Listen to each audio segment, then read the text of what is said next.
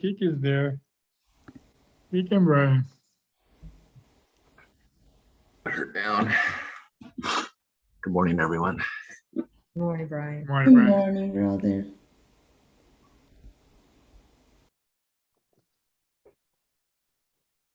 Dear God,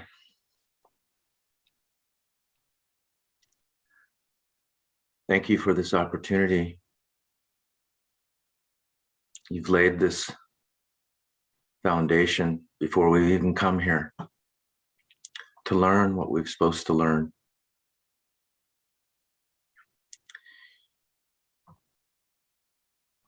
Thank you for your love. Thank you for your assistance. Thank you for everything that you do for us and all our brothers and sisters from all walks of life, from all cultures, from all thoughts, from all actions. You love us all to teach us to love all.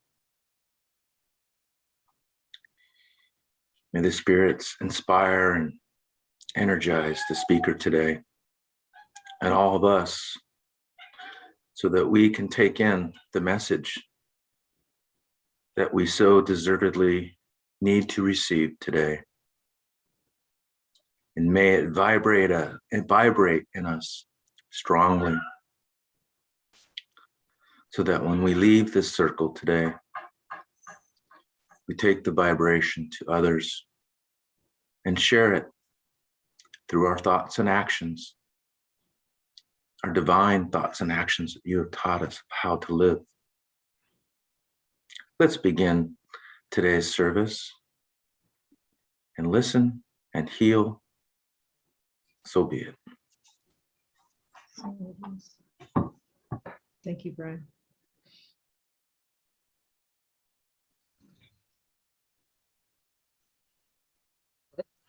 Good morning, everyone.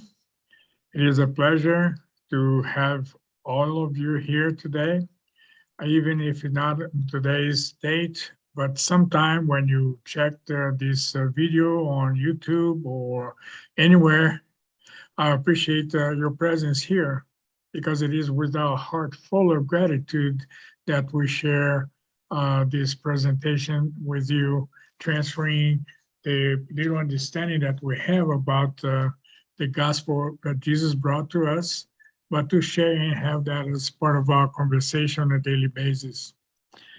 We do have the privilege of having at our disposal the bshcenter.org website, where we find a number of activities that at your own choice and leisure, you can choose to participate and to get involved and to acquire more information about what you're looking for. So on the screen, please notice that we have our weekly schedule of activities. And starting with today's Sunday, we do have this presentation at 10 o'clock in the morning, Pacific Standard Time. And on Monday, we have a healing service, which is a exclusive meeting for the mediums and healers of the Spiritual Center, that we provide healing at a distance through spiritual healing. Tuesdays, we have our dear friend Sunshine participating with her website, Light Ahead, at the Divine Light. So that's a study group about the book Light Ahead by Emmanuel and Givaldo Franco. On Wednesday, we have our Fraternal Counseling, which is something that anyone can contact the BSH Center and schedule a fraternal counseling with one of our mediums to help you navigate through whatever challenges you may be going through. And again, at 6:30 and 7:30 p.m., we have introduction to Spiritism with our dear friend Kiki. On Thursday, we have another study group that is studying specifically the Spirit's book, and also at 7:35 to 8:05 through Divine Light, we have the book of A Happy Life, another phenomenal study group. And on Friday, we have another very significant group or study that studies the works of, I believe that Andrea Luiz, Action and Reaction. So very interesting materials to anyone that is willing and interested on getting more information about Spiritism. So with that, I'll pass it along to our friend Kiki that is hosting the event today. Thank you, everybody.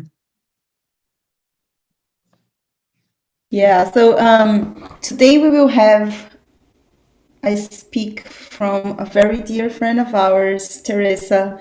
And for those who still don't know Teresa, she lives in Vermont. She has been studying Spiritism since 2015. And while there is not yet a Spiritist center in Vermont, she attended studies learning from outstanding presenters at IESS and SGNY, which are Spiritist centers all over the world. And since COVID, like most of us, she continues her study on Zoom with various Spiritist centers, including Kardec Radio, where she hosts the Sunday prayer program. Teresa is a physical therapist at Vermont Community Hospital. She loves nature and outdoors, spending time hiking mountains and enjoying the silence of the woods. And we can feel that whenever we are talking to her. It's a blast. So today we will have the bless of hearing from our friend, and she will be taking us through the topic, without charity, there is no salvation. So thank you so much for being here, friend, and I will stop sharing. So the stage is yours. Okay.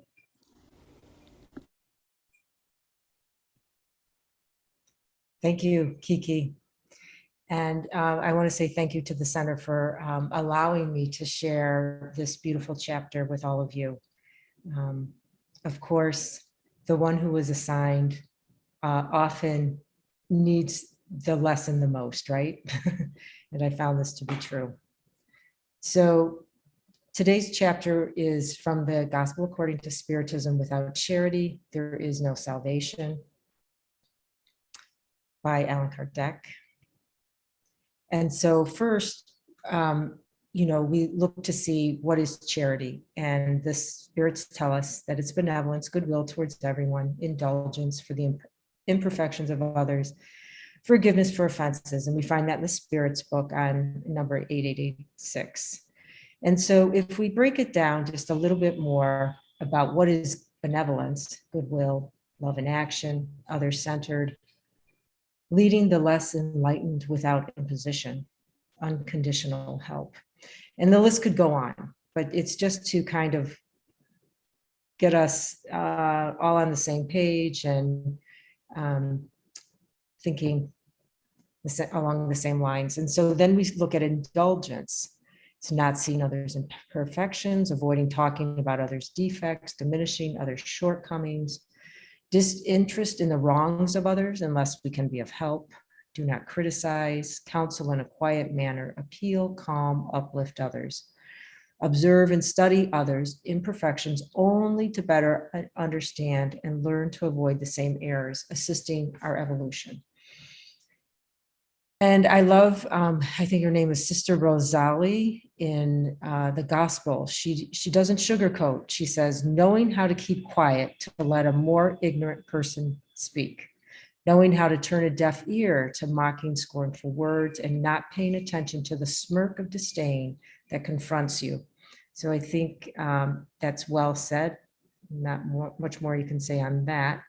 And then we also realize that, oh, Kiki, I just see those symbols. What did you tell me to push? No. Oh, yeah, probably yes. Yes. That will good. help you Thank to you. see. Okay. Yeah, So forgiveness for offenses. Forgiving others is to ask for forgiveness of oneself. Forgive in order to be forgiven by God. It's proof of friendship when we forgive. Forgive from the heart, complete and absolute forgetting of wrongs done to us. Think only of the good you can do. And I think that can be a rough one for many of us to hear, especially when we've had very traumatic events happen to us. And so, this can look really easy, in black and white, but, all the more reason why we really can't judge each other. And, this may be more of a process for some of us, but at the end of the day, when forgiveness is ready to happen, this is what the spirits tell us. And it is this absolute forgetting of wrongs. And they say thinking only of the good. And I think what they're trying to drive home is that idea about resentments. If we keep replaying over in our minds what happened, even though we say with words we forgive, that is not complete and absolute forgiveness. So they also say forgiveness is recognized by actions much more than words. So really, as we see here, we could, each one of these aspects of charity, we could have a whole talk, right? But it's just to kind of bring us all on the same page, and just to look that charity is all these things and even more. Okay. So this information comes from the gospel, and it's based on spirit teachings from chapters 10 to 13. So then, now that we know that charity is benevolence, goodwill towards everyone, indulgence for the imperfections of others, forgiveness of offenses, how do we do it? And we do it through the golden rule. Do unto others what you would want them to do unto you. And the spirits tell us this in number 632. Also in Thought and Life, Emmanuel tells us that we need to seek, feel, visualize, and mold goodness, which encompasses the golden rule, right? It's all about doing good, because surely none of us want bad done to us. So why to do charity? Because it's the only way for salvation, and salvation is the action of being set free. And again, in Thought and Life, Emmanuel tells us that we need to seek and feel and visualize this good so we can free ourselves from the evil that we have caused. He actually describes it as handcuffs, but okay. So Kardec in this chapter, he presents some of the passages from the New Testament. And one of the passages was about a doctor of the law. They were always trying to catch Jesus and to trick him. And so the doctor of the law asked, what must we do to possess eternal life? And it's interesting, Jesus, he knows that this man knows the law. And so he says, well, what does the law say? And of course the man says, to love God and to do good to your neighbor. And Jesus says, right, so go and do it. But in another passage in Matthew, he actually tells the group about the greatest commandment, which was exactly, what the man had answered. He says, you shall love the Lord your God with all your heart, with all your soul, and with all your mind. This is the greatest first commandment. And here is the second, which is similar to that one. You shall love your neighbor as yourself. All the law and the prophets are contained in these two commandments. So I think it's interesting, number one, is that that he points out, and here is the second, which is similar to that one. And why does Jesus make a point to say this? Because he could have just said, here's law 1, here's law 2. But he says it's similar to that one. Because we find in Matthew, he says, verily I say to you, as often as you did it on behalf of the least of my brothers, it was to me that you did it. So here he is educating us that we cannot say we truly love God if we have disdain or we treat our brothers and sisters ill, right? Or in a bad way. And so he's telling us whatever we do to our brothers and sisters, whether it's bad or good, it was as if you did it to him. So then this same doctor of the law again wants to trick Jesus and says, who is our neighbor? Because Jesus said, and you shall love your neighbor as yourself. So in this passage in the New Testament, Jesus gives them a parable as his answer. And so I'm going to show you this video that is a kind of a updated version of the Good Samaritan.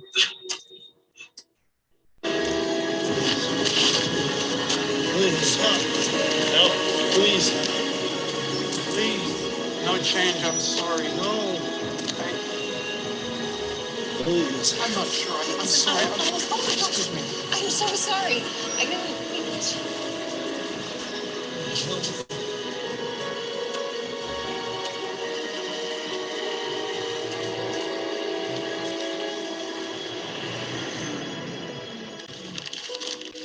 Thank you, Santa. Good luck on your first day, Mama. Thank you, boys. Hope your boys get ready for school, eh? I'll be late. I must go now. Thank you. Bye. What? He told me he was going to unlock the food bank at 7. Just make sure the volunteers know what's going on, okay? Okay, I'll call you back.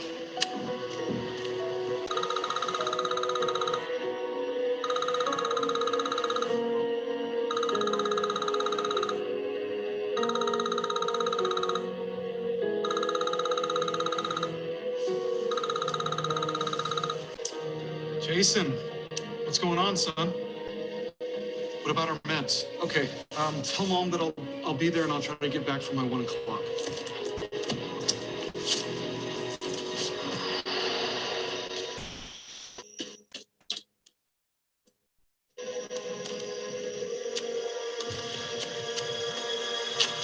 Guys, come on.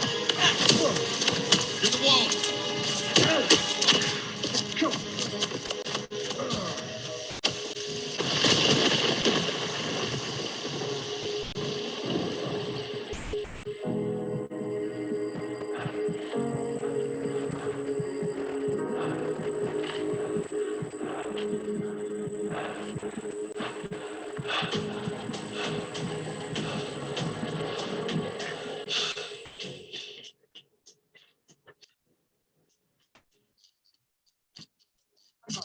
I'm sorry. Oh my gosh. I'm so sorry. I didn't mean to. Yeah. I'm almost there.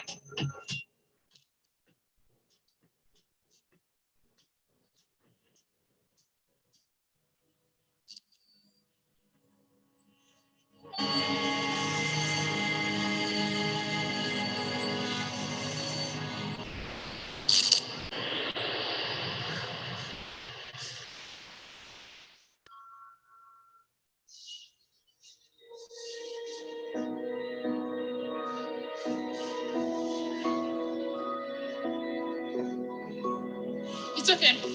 It's okay. Come. I know your place.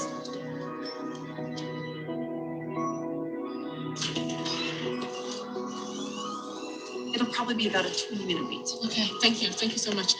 I'll call later to make sure he's okay. What's your number? Oh, Thank you.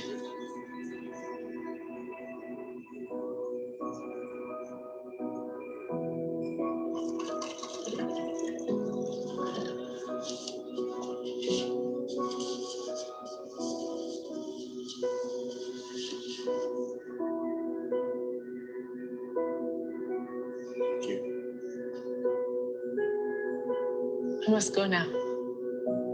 Good job.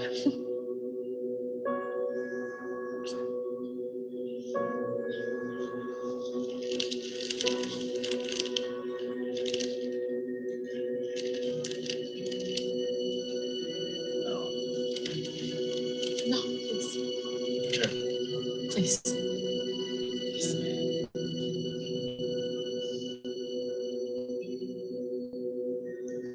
Thank you.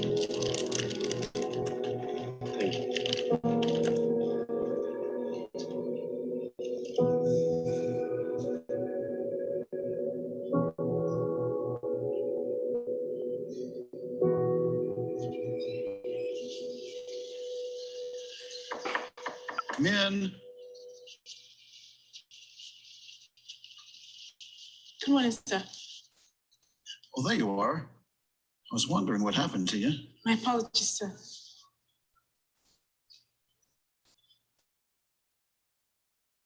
Well, I'm glad you made it in. Let me call down to the floor and see where they need you. Thank you. Thank you so much, sir. Thank you. Hey, John, it's Matt. New gal's here. Do you want her in receiving or in the production line?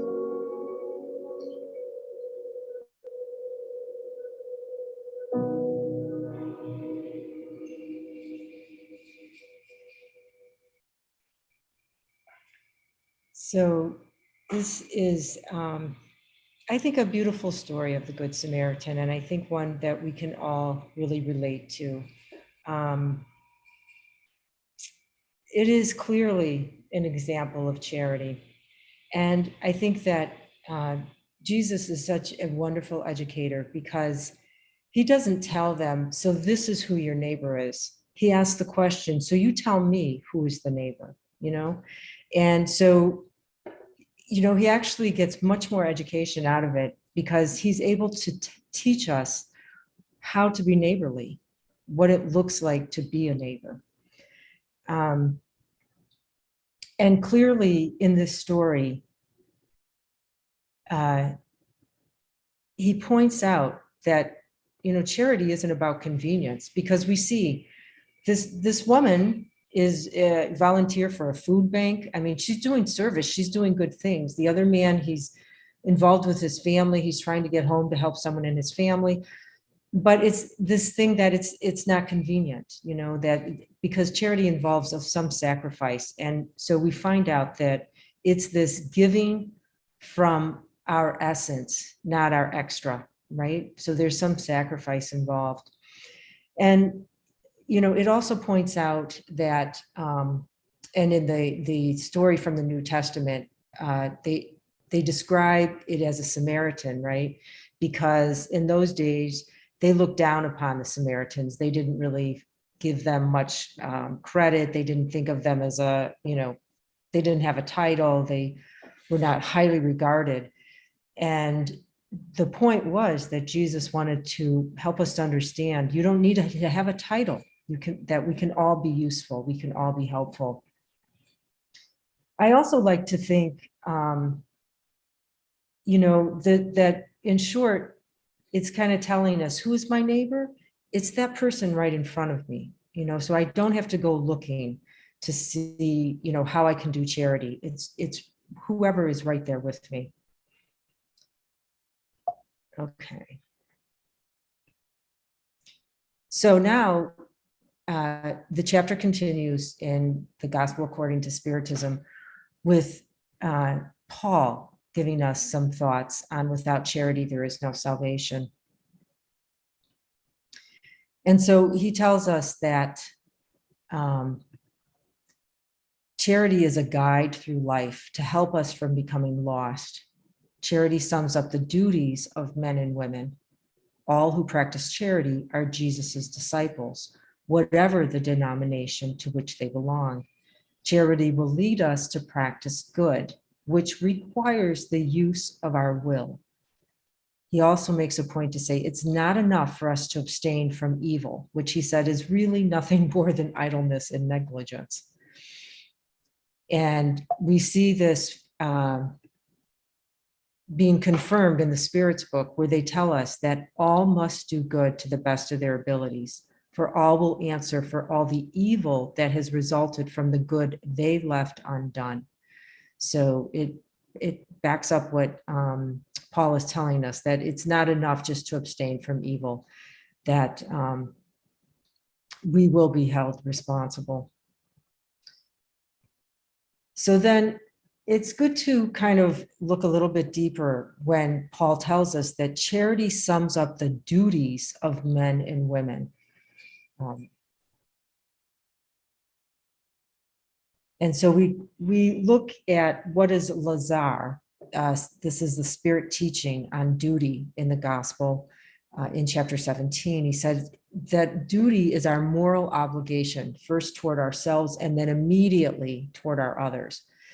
It begins when we threaten our neighbor's peace of mind, and it ends at the limit we would not expect to be extended to ourselves, right? So basically, again, it's just another way of saying the golden rule. And it is a law of life. And then we see in the Thought and Life book, Emmanuel tells us that duties are activities in the arena of goodness that the Supreme Lord gives us the responsibility to execute. It is done to uphold order, advance God's divine work, and for our own self-development. And so we look at this, it is done to uphold order. And we learned from Andre Louise that order is the basis of charity. And this is from the Action and Reaction book in chapter 2. And just to further the understanding of that a little bit, in this book, Andre is with another spirit who is also learning like him, Hilario, and their instructor, Druso, and they're in the underworld, and they're at Mansao Paz, which is a institution for helping souls to regenerate. So this is in the lower zone. And at one point they asked the instructor, Druso, they're like, well, why don't you just open the doors and, let all, if this is a charitable place and you're helping people, let all these spirits that are suffering out there come in here. And he tells them that order is the basis of charity. He says, because it's as if you open up a temple where people are praying and you let in a bunch of wild tigers. There's going to be chaos. No one's going to be helped by that. So the importance of order is necessary for then charity to be provided. So now I think this is beautiful, and I'm really hoping that we can read this. This is the need for charity according to Paul, and this is in the New Testament. It's the first letter to the Corinthians, chapter 13, verse 1 through 7. And many of us know this. This is often said at weddings. People use this in their wedding vows. You see it on many cards for weddings and so forth. And Kardec tells us that in the New Testament, if you look in most New Testaments, they use the word love, but Kardec says that charity is derived from the Latin caritas, which is the Latin equivalent of the Greek term agape for love. And so here they replace, they use the word charity, where you'll see in the New Testaments, when you read this, you'll see the word love. So I was really hoping that someone would be willing to read this, because I think it's beautiful and it's almost like a poem. Can someone just kind of jump in there and volunteer? I can, sister. Thank you. Even if I were to speak all the languages of men and the language of the angels themselves, if I did not have the charity, I would be only like a sounding gong or a clanging cymbal. And if I were to have the gift of prophecy and grasped all mysteries, and if I had a perfect knowledge of all things, and if I had all the faith possible to the point of moving mountains, if I did not have charity, I would be nothing. And if I were to distribute my belongings, to feed the poor, and delivered my body to the burned, and if I do not have charity, none of these would be of any use to me. Charity is patient. It is kind and benevolent. Charity is not envious. It is not rash or hurried. It is not full of pride. It is not scornful. It does not look after its own interests. It does not take offense or become upset by anything. It does not suspect evil. It does not rejoice in injustice, but rejoices in the truth. It bears all things, believes all things, hopes for all things, endures all things. Now, These three virtues remain: faith, hope, and charity. But among them, the most excellent is charity. Thank you, Kiki.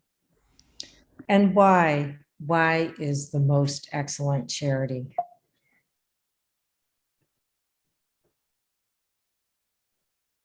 And Kardec explains, charity is within everyone's reach. The ignorant learn, the rich, the poor, and it is independent of any particular belief system.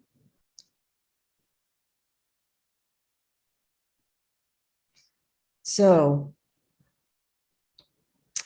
Kardec also points out this idea of without, and we can, he talks about the church, saying without church, there is no salvation, or without truth, there is no salvation, or without Spiritism, there is no salvation. And he says, we can't do that because dogma is contrary to the teachings of Christ and the law of the gospel. And this is what we're going to find in, theological denominations. They're going to have their own set of rules and rituals or followings. And this is going to be contrary to the teachings of Christ. And he says, we can't even put the word truth in there because as humans, we don't know the absolute truth. We are not at that level. And so we can only know relative truth in terms of our advancement, how advanced we are. So he says, we can't put in there without truth, there is no salvation, because that would to indicate that we know the whole truth. And we can't put without Spiritism, there is no salvation, because Spiritism admits we are not yet teaching the whole absolute truth. And he says to do this would only divide instead of unite, and it would only continue hostilities. So what Spiritism does believe is that one can be saved, whatever one's belief may be, provided one observes God's laws. And so having said that, Bezerra de Menezes says, without Christ, there is no solution in the Light Ahead book. And he says the only efficient therapy for the problems of the world is to establish the gospel of Jesus inside the human heart. And so we look to see what is the gospel of Jesus. And Kardec tells us that all of Jesus's moral teachings, and he specifically aims at the Beatitudes, are summed up in charity and humility. Charity is the absolute and sole condition for salvation and liberation. It's not like, it's maybe a good thing to do, or it might help you to free yourself a little bit. No, it's the absolute and the sole condition. Also, that charity is the source of all other virtues. They all stem from charity. And Kardec says that charity and humility are the complete negation of pride and selfishness. And he says, just as charity is the source of all virtues, and this is what he's explaining Jesus's teachings, is that selfishness is the source of all vices. So he says that Jesus, puts charity up there and humility as the way to eternal happiness. And also Jesus exemplified charity and humility. So we can see that without charity, there is no salvation. And that to understand, Kardec says that this is dedicated to the principle of equality before God and freedom of conscience. And all humankind are brothers and sisters. And I think it's interesting that we should take note that this statement shows up 4 times in the Spirit's book, and maybe more, but what I've come across so far are these 4 items that say this exact phrase, everything in nature is linked together. And I found it again in the Gospel in chapter 11. So, they're not repeating this phrase to us over and over and over again for no reason. We know nothing happens by chance. But this idea to push us, I think, even more so into understanding that we are interconnected. So I think what this does is helps to us understand that without charity, there is no salvation, is the law of love, basically. And that this is a law, and that, because of this interconnectedness, we have to help each other. It's the only way. And this is what is needed for the transformation of our world, right? For us to push in transforming this world into one of regeneration.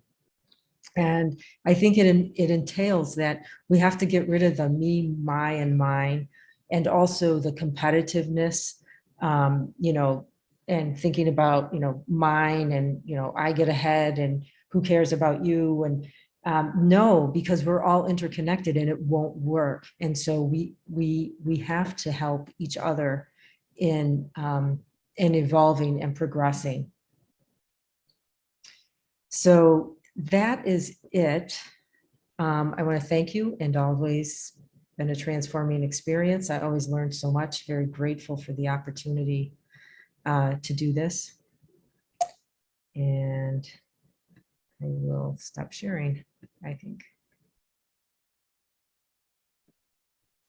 Teresa, I thought it was absolutely wonderful, especially that video. I mean, that touched me to my core. Because it's really important to stop and see sometime what a person really needs. You don't know where they came from. You don't know what they really need, unless we ask, or do our part, I thought that was amazing. I appreciate that so much. You're welcome. Thank you.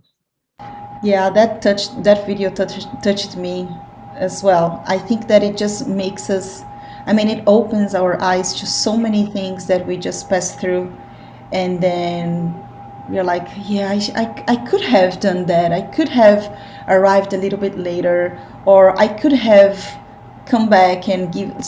There are so many options, and those are the ones that are just in front of us. What about all of those that we don't even know and we don't care to look for? You know what I'm saying? Like, we don't care to ask people what's going on in their life or if they are in need. So, and then also one thing that I thought you would mention when you started talking about duty, there is one saying, I think it's Emmanuel that said that in the book Thought and Life, that says that charity starts when duty ends.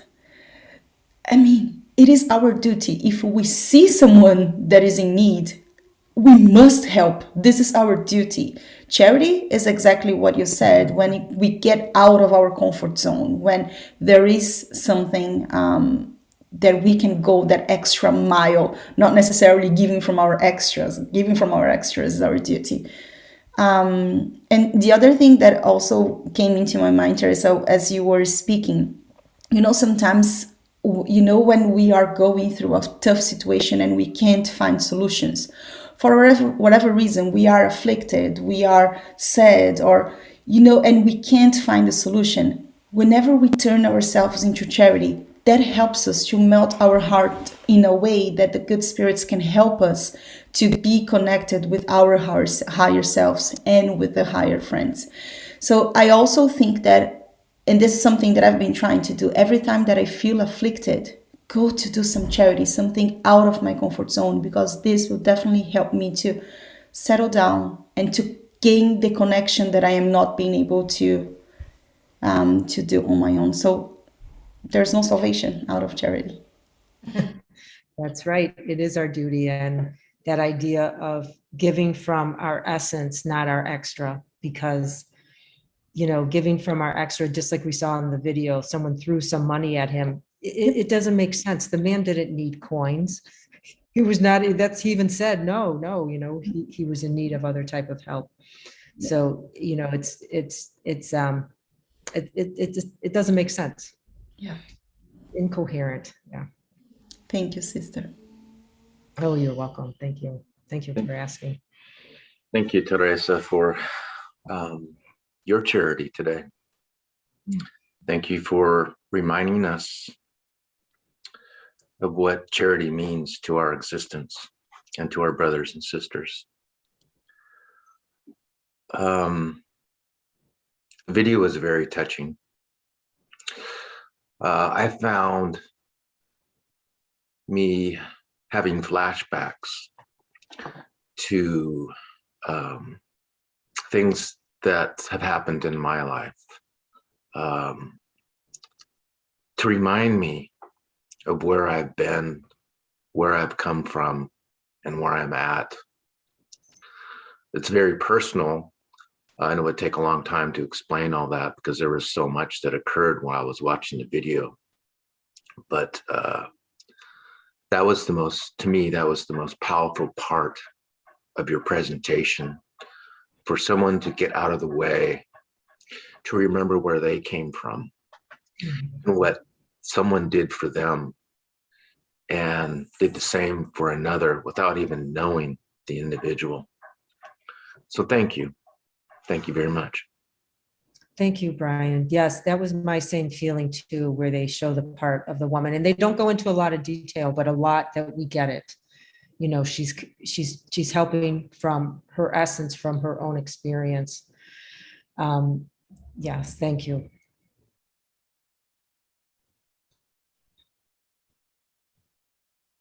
Teresa, Hi, Dave.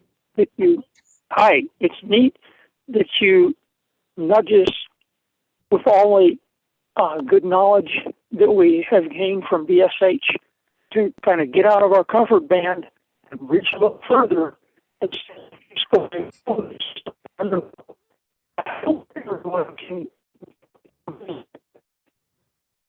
Dave, you're kind of fading in and out, not catching what you said. Okay. Is this any better? Yes, it is. Okay, no. What I realize is that you nudge us to get out of our comfort band that we enjoy from our PSH studies and get out there and do it. And it's a duty and a privilege rather than just sort of being happy with the warm and fuzzy feeling of all the wonderful things that we've been privileged to enjoy. This is really great what you've done. Thank you. Thank you. Thank you. Thank you for saying that and for reminding us that, yeah, charity, it's a law. I mean, I walked away from this study. It's a law. I mean, it is our duty. It is a law. It's not something we think in our mind, it's an option. It's not. And we're going to learn it. And the other thing is, thank God for Jesus. And like Bazera said, without Jesus, there's no solution, because had Jesus not come and, completed his mission, we would still be an eye for an eye, a tooth for a tooth. And for sure, we would not be here. We would have destroyed each other, by this point. But thank you, Dave.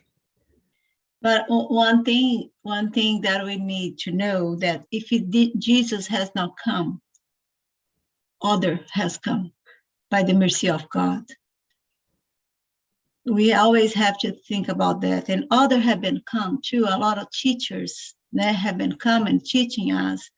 And Jesus has come in many different lives too, to manifest what he manifests. If we see through the charity that Jesus gave to us, and others, great beings have come to earth practicing the charity themselves too, manifesting God's will. So, of course, we are so in tune what Allan Kardec and Dr. Bezerra said, no? Without Jesus would not be a solution, because what he came and what he imposed with love and the way he taught us. So yesterday we have a group of friends from New York here, from the Brazilian Healing in New York, and Brazilian Healing Colorado. And so this group have been support the healing service. And we were talking about charity. We were talking about the service that Saint Ignatius did for the Christianity. So he did charity. He used the teachings of Christianity. He educated, catechize I think it's catechism. Catechism. Yeah, Catechism. Mhm. catechism but teaching the Christianity all over the world, and but because the imposition of the force, he lost, according to Emmanuel in the book through the way to the light, in a way to through the way through the light. So Emmanuel said in that book, the great work that he did, but he fell. And he said the Christianity community owes a lot to him, to his bravery, no? To this braving and bringing teachings of the Christianity to the world. But unfortunately, he used a crusade because he forced and imposed. No, so because that, he will come back many lives to adjust that situation.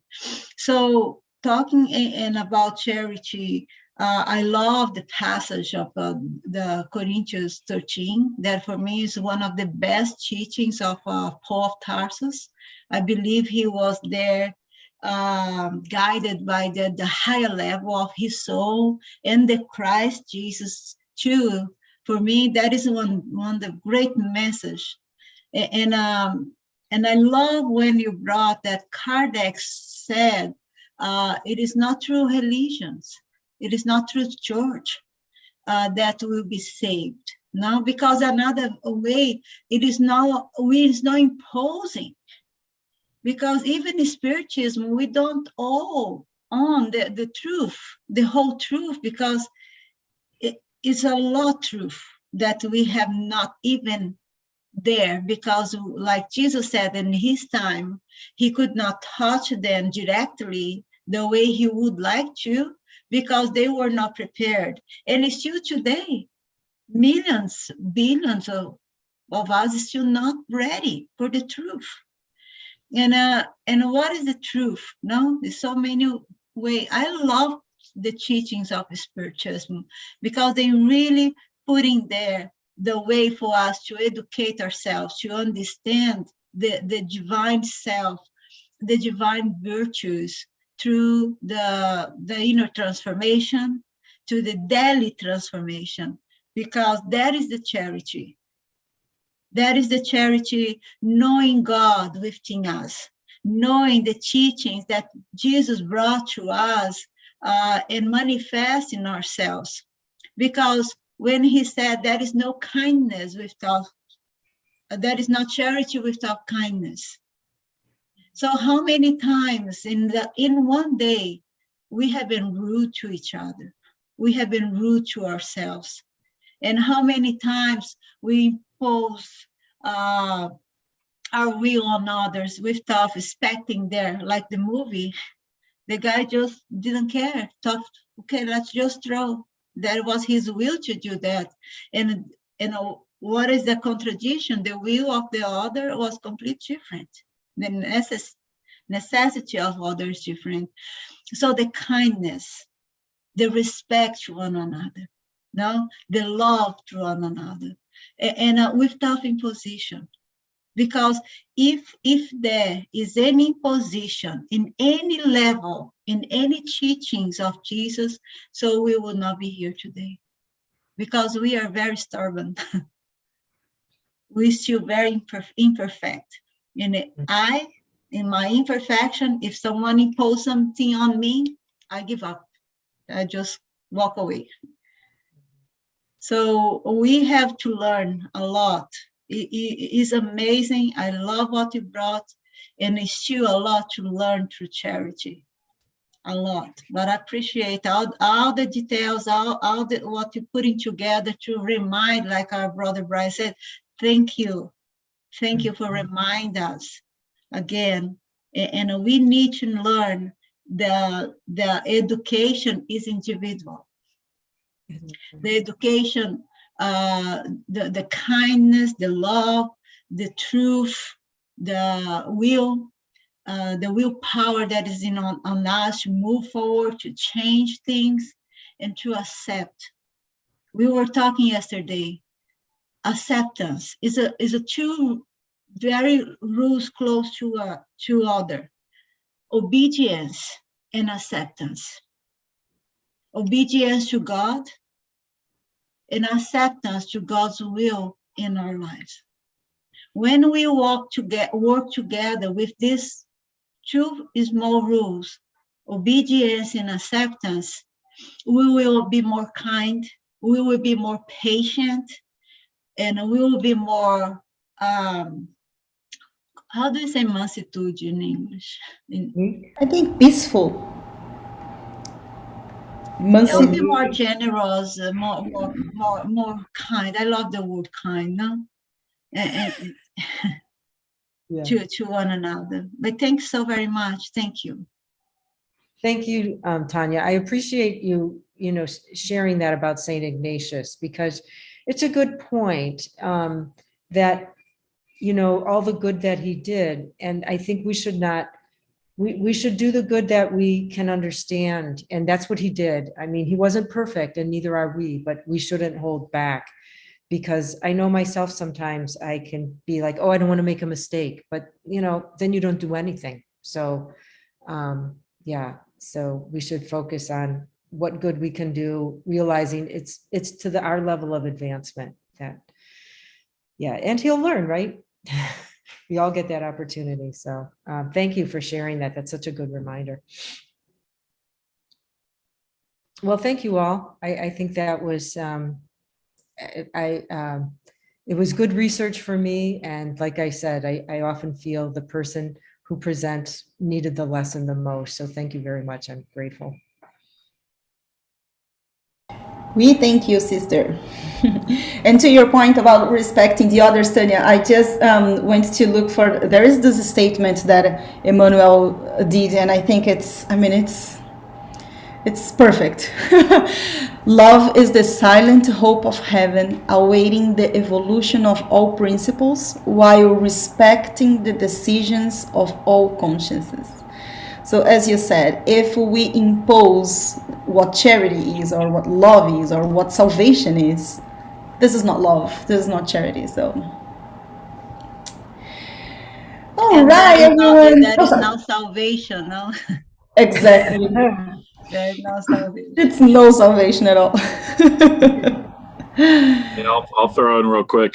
Thank you, Teresa. That was awesome. And it reminded me to think about all the charity I've received in my life, and what an honor it is to give that back to others, to be engaged in the process of not just taking, but giving as well. And how important that is, because we've all been blessed by charity throughout our lives, from our parents to educators, to so many facets of our lives. We've received charity, and it's definitely something for me to reflect on. So thank you. You're welcome. Thank you. Do you have any more comments or questions for Teresa? Only love and gratitude. Sister, thank you so much. We're gonna have 3 minutes break. Yeah, 3 minutes break, and then we resume on the hour for our second part. Sister, God bless you. Thank you so much.